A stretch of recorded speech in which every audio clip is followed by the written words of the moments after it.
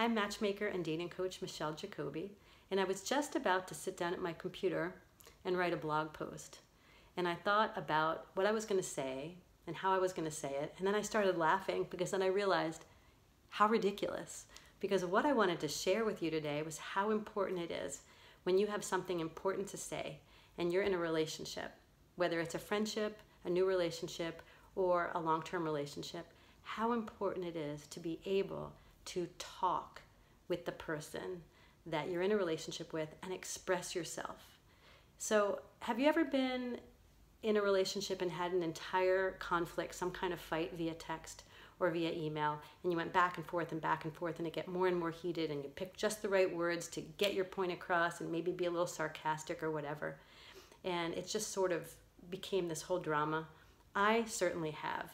And I think in this day and age where communication is so text-based and email-based and social media-based, we're losing the ability, the skill to have conversations.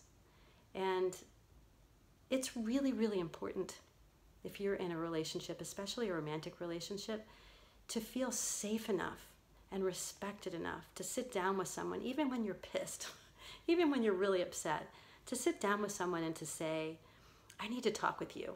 This is how I'm feeling.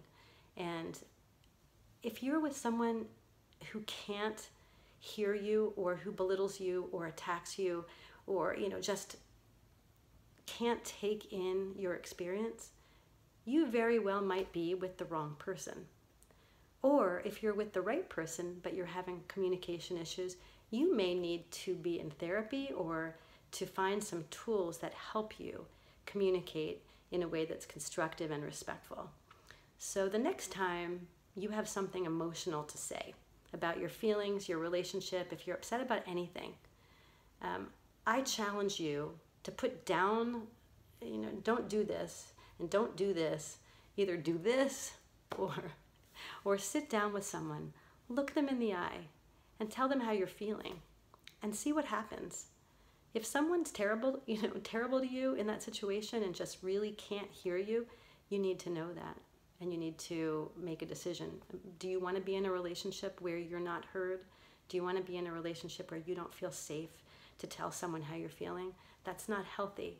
And that's where, that's drama. And we don't need drama. We need a relationship. You need a relationship that enhances the happiness you've worked so hard to establish in your life. Someone who lifts you up, who makes your life even better.